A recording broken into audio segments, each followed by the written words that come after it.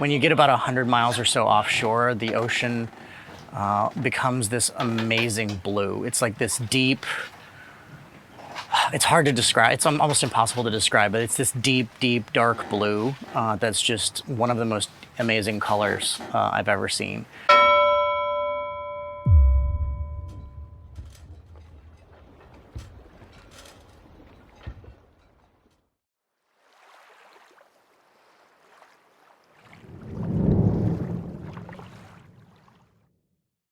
I've been sailing for about 5 years, seriously. I've done a little bit of sailing before, but mostly sailing seriously with Pommes Frites and racing. I've been racing for the last 4 years and had an interest in sailing and cruising for the last 15 years.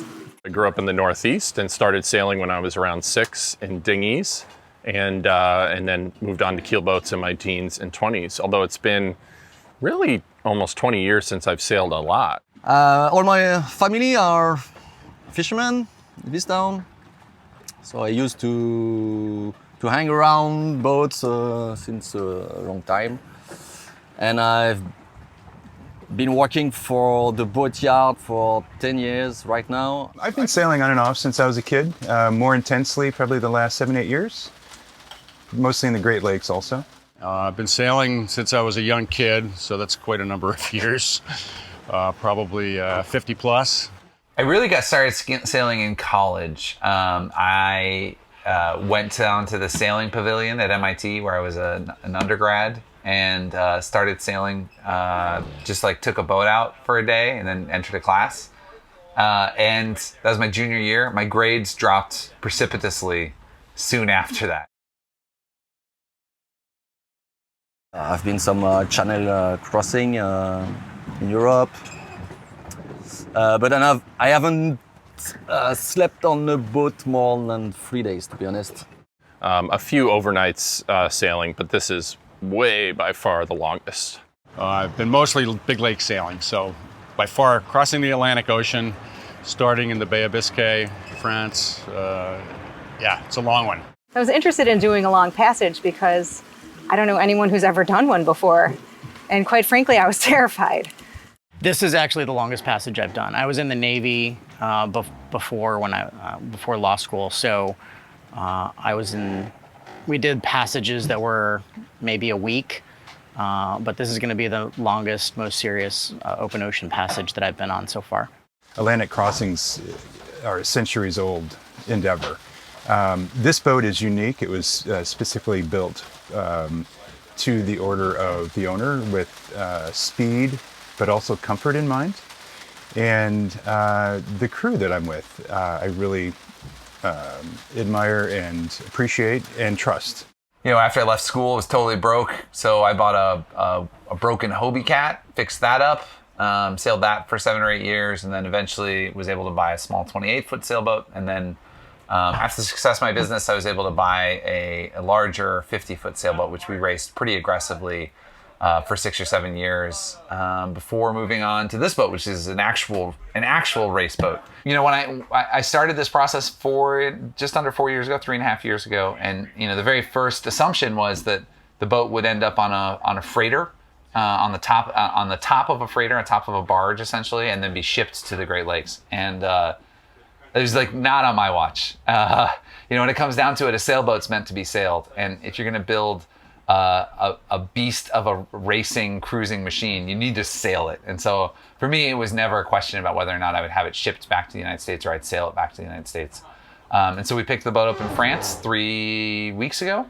There's been a lot of like getting all the bugs worked out before we make this big hop across the pond. But it's a thing I've been planning for 2 years. Someone described it as such a bucket list item that you didn't even know it was on your bucket list until the possibility came up. And so for me, this is really important. And this will be the first of what I hope is many transatlantic crossings and maybe even circumnavigations I do with this boat. This will be the one where I take it back to the Caribbean and then north and then eventually to the Great Lakes, and I'll keep it there for a few years. But eventually the boat will come back out of the Great Lakes and head back across to Europe and then to points beyond. As my daughter gets older and I can bring her along with some of these more intense sails, I'll do some of those with her as well.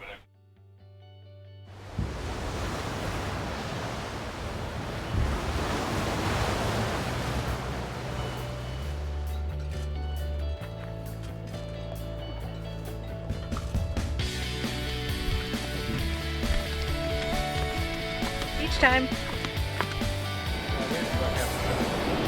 Yeah.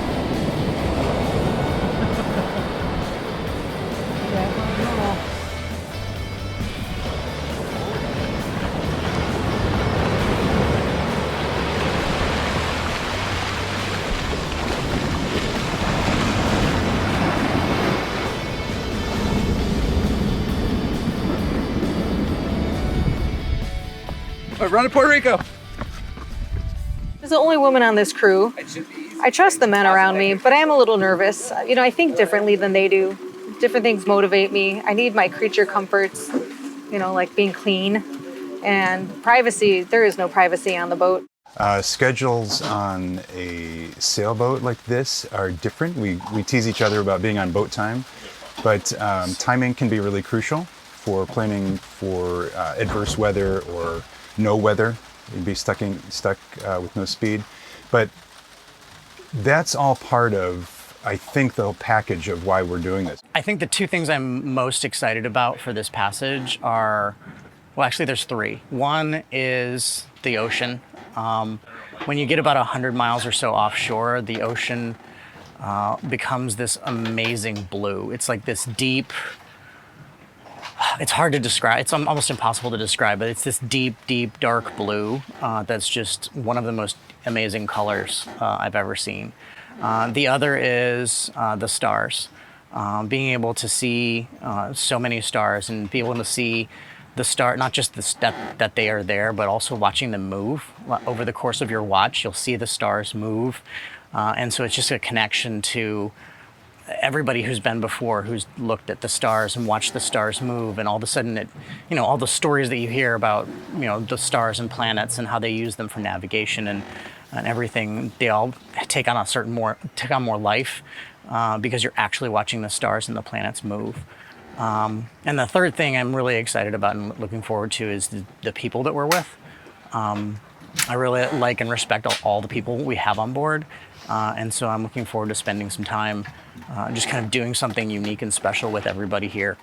I mean, if you were doing this professionally and everyone here was all over the world all the time doing these types of trips, it's one thing. But for us, we're amateurs, and so trust is extremely important in understanding everyone's skills and limits. And that's been really fun. It's been fun to understand that and start to depend on each other. Personally, I'm not overly anxious. I have a background in boat design and boat building, and this is a really well-designed for the conditions boat, and it's, as far as I can tell, it's really well built. So it's not a brand new company. They've been around for quite a while. They have a proven track record. There's always the weather, the vagaries of storms, line squalls, and being prepared for those. So, you know, time will tell. We'll be tested, I think, I hope, at least once. I know this boat a lot. I know every single part of it. It's been a hard job for all the team at the yard. It took us about a year to build it. So I'm in this project since a long time.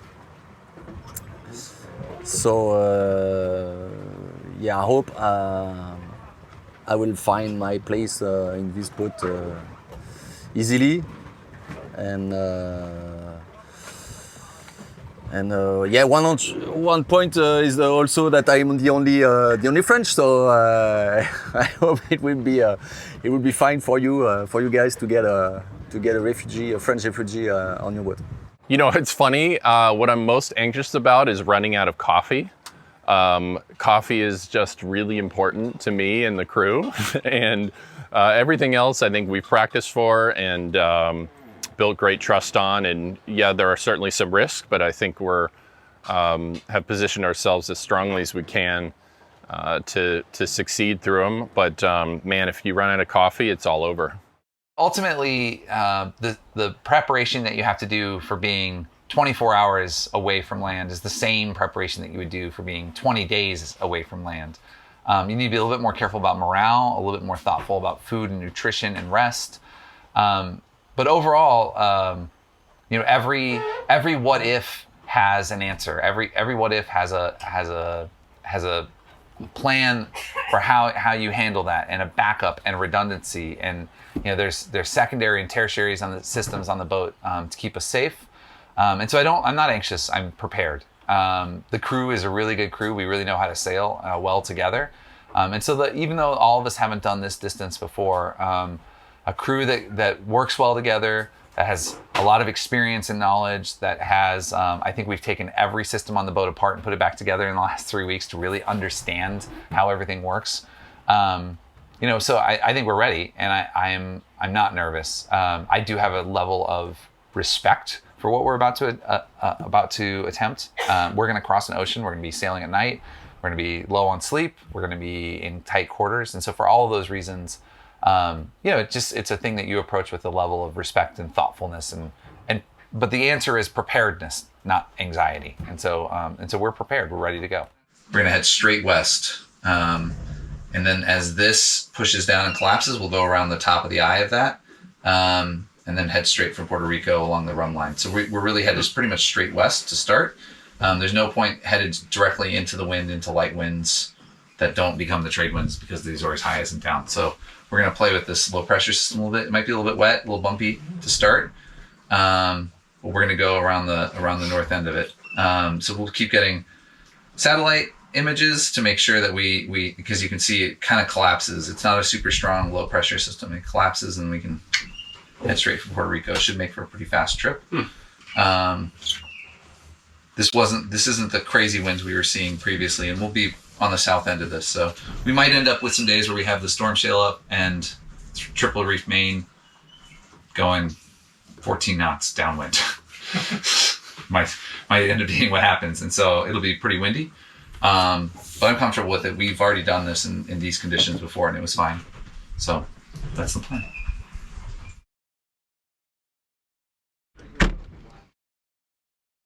There we go. Okay, so